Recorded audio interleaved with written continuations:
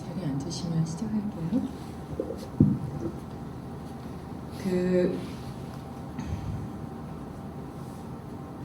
명상이라든지 요가라든지 뭔가 수행을 하는 목적을 한번 살펴봐야 될 것 같은데요. 내가 왜 요가를 하는지, 명상을 하는지, 그리고 이천에 이렇게 멀리까지 와서 내가 이 시간을 앉아있는 이유는 뭔지를 한번 저를 포함해서요, 다 같이 고민해 볼 필요가 있을 것 같은데요. 보통 명상을 왜 하세요? 요가를 왜 하세요? 이러면 요가는 아직은 건강이요. 그 다음에 명상은 행복해지기 위해서요. 이렇게 얘기를 해요. 그러면 행복해지는 기준을 잡아야 될 것 같아요. 나는 어떤 게 행복한가? 먹는 게 많이 있을 때 행복한가? 누군가 나를 사랑해 줄 때 행복한가? 내가 사랑을 줄 때 행복한가? 통장을 열어보니까 돈이 들어왔어요. 그때 행복한가? 살이 갑자기 이유 없이 빠졌어요. 그때 행복한가? 아, 그때 행복하신가 봐요. 이때 여기에서 반응이 제일 크네요. 어떤 게 행복하죠? 보통은 행복의 기준을 이거 외에 내가 이제 식욕에서 떠났습니다. 이제 제가 수면욕에서 벗어났습니다. 이제 내가 사람들을 위해서 더 못 나눠주고 있는 나를 보면서 그걸 채우려는 나 자신을 보고 담으려고 했던 나에게서 떠난 나를 이런 보는 순간이 행복합니다. 제가 명예욕에서 떠나 있는 걸 보고 행복해졌습니다. 다른 사람이 저를 좋아해주나 안 좋아해주나 인정하나 안 하나에 급급했는데 거기서 멀리 떠나 있는 나를 보면서 행복해졌습니다. 이렇게 얘기하는 사람이 많나요? 우리 남편이 보석 사줬잖아. 우리 남편이 진급했잖아. 이게 더 행복한가요? 땅값이 올랐대. 내 통장이 더 쌓였어. 이게 더 행복한가요? 우리 애가 시험에 붙었대. 선생님, 제가 기대도 안 했던 시험에 붙었어요. 이게 더 행복한가요? 명상을 1시간 넘게 했는데 그 고요함으로 눈을 뜨고 싶지 않았습니다. 이게 더 행복한가요? 제가 침묵을 하고 있는 이 고요함이 너무나 행복해서 저는 이 자리를 뜨고 싶지 않습니다. 하는 게 더 행복한가요? 조용히 통장을 열어보고 핸드폰으로 내 통장의 잔고를 열어보면서 돈이 들어왔네? 이게 더 행복한가요?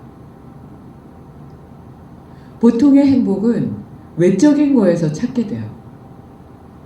그게 내 삶의 벽을 만들고 내 삶의 바닥을 만들고 내가 살아갈 수 있는 공간을 여유롭게 만들어준다고 생각하기 때문이에요.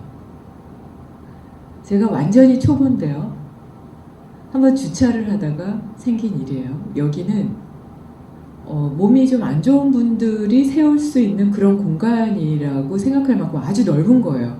근데 그 넓은 기준이 어느 정도였냐면 한 30cm가 비어 있었던 것 같아요. 좌우로.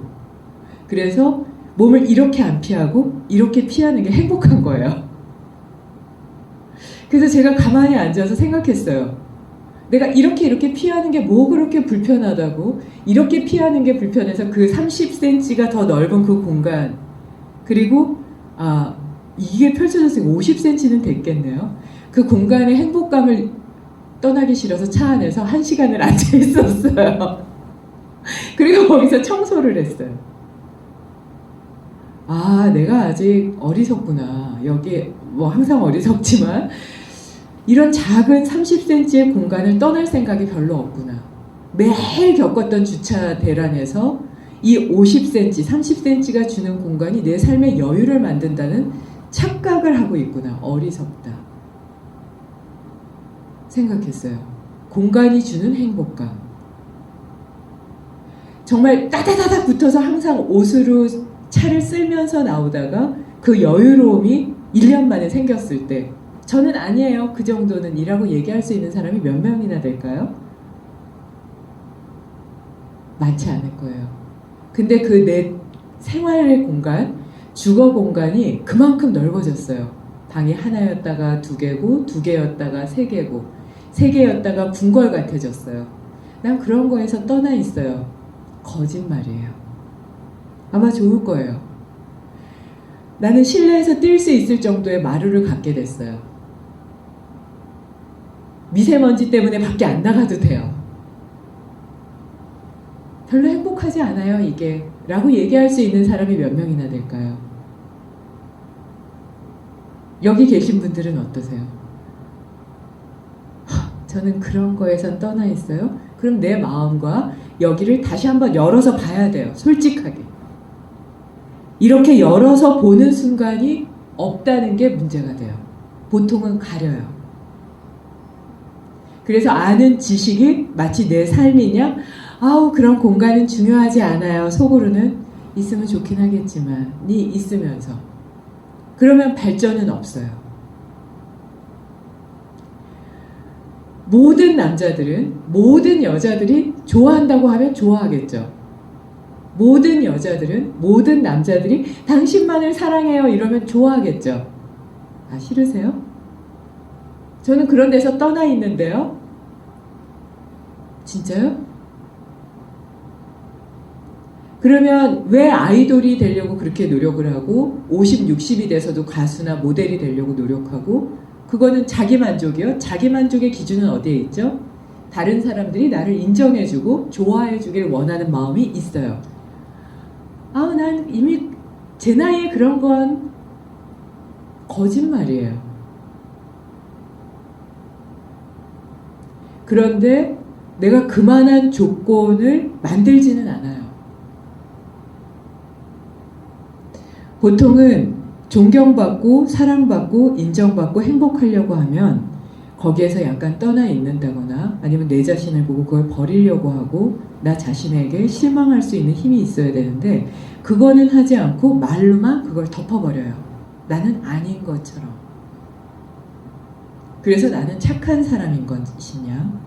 나는 잘하고 있고 나는 이미 욕망의 굴레에서 벗어나서 깨달은 사람인 것처럼 말하고 겉으로 표면적으로 보여지길 원해요.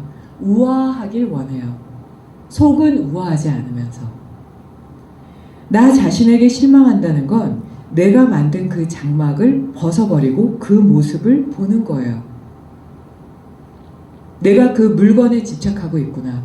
사람들의 마음을 잡으려고 하는구나. 그래서 필요 없는 말들을 이렇게 많이 하는구나.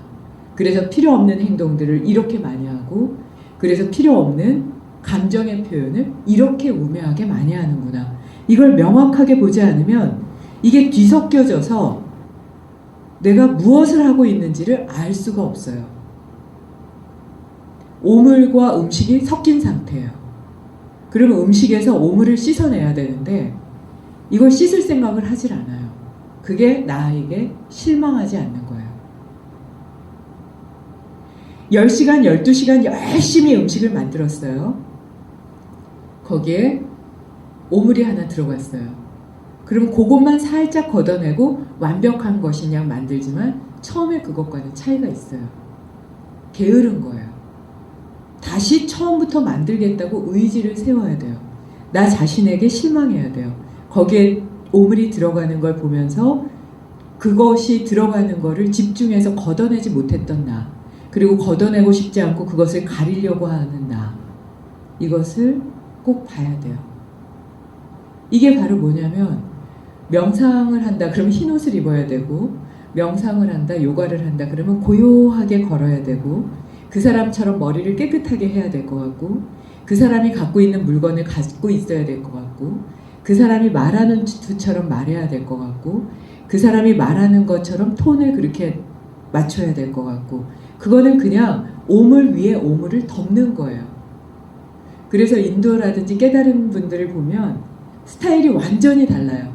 어떤 분은 수아미지의 옷을 입고 계시고 어떤 분은 머리를 기르기도 하고 어떤 분은 머리를 깎기도 하고 어떤 분은 길바닥에서 살기도 하고 어떤 분은 더 큰 사찰에서 살기도 하고 또는 교회라든지 성당이라든지 그런 데서 살기도 해요. 내 자신의 모습을 보지 않으면 이상하게 글로만 배운 것들로 나를 포장하면서 그게 마치 수행을 잘한 것이냐, 삶을 안정적으로 만든 것이냐 만들게 되고, 그런 나를 보면서 내가 나에 대해서 실망하지 않으려고 해요. 나 자신에 대해서 완벽히 실망해야 돼요. 내가 우아해 보이기를 원하고 매력적으로 보이기를 원하고 내가 사는 삶이 잘 사는 삶인 것처럼 보이기를 원한다면 실망하는 포인트는 사라지게 돼요. 내가 나 자신에게 실망하지 않는다면 삶은 발전하지 않아요. 완벽히 실망하고 완벽히 포기해야 돼요. 욕망에 대해서 포기하고 그런 욕망을 잡고 있는 나 자신에 대해서 그거를 덮으려고 하는 나 자신에 대해서 실망하지 않으면, 실망하지 않는다는 건 이렇게 잡고 있는 힘이기 때문에 지금 잡고 있는 그것 때문에 내가 괴로워졌음에도 불구하고 그거를 실망하고 버리려고 하지 않고 등 돌리려고 하지 않으면 계속 그 길을 가는 수밖에는 없어요.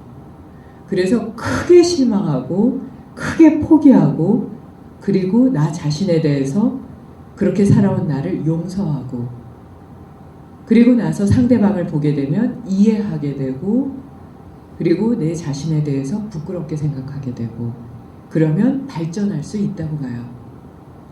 근데 겸허함이 없고 겸손함이 없고 암한심, 교만함으로 가득 차 있다면 말이 많아져요. 내가 틀릴 수도 있다는 생각을 하지 않아요.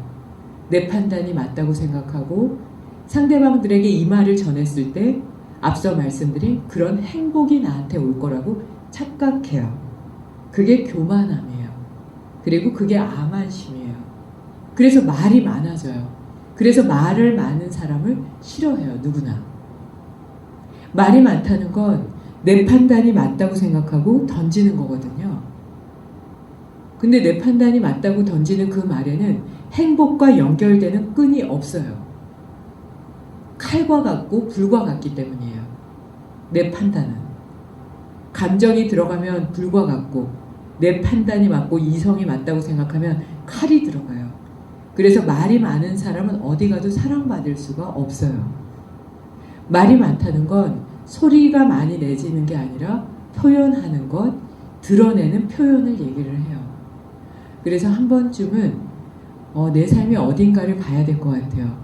그러면 스와미지라든지 스와미베다, 스와미 라마 선생님들은 정말 많은 말씀을 하세요. 그분들은 침묵의 언어예요. 욕망이 제거된 거예요. 그분들의 말이 없었다면, 예수님, 부처님, 성모 마리아님의 말씀이 없었다면 아마 우리가 숨 쉴 수 있는 구멍을 찾으려면 굉장히 힘들었을 거예요. 그분들이 말씀하시는 건 완벽히 돕고 내 욕망을 채우기 위함이 아니라 나누는 것이 100%이기 때문에 큰 소리로 말씀하시고 경전이 될 만큼 팔만 대장경이 만들어질 만큼의 말씀이지만 말 한마디가 없었다랑 직결돼요. 나는 어떤 말을 어떤 언어로 어떻게 표현하고 있는지, 그게 말씀드린 내 삶의 행복과 연결되는지, 나를 괴롭게 하는 그 판단의 기준과 내 삶이 이렇게 하나라고 느끼는 어리석음은 없는지 한 번쯤은 직접적으로 열고 봐야 될 것 같아요. 포지.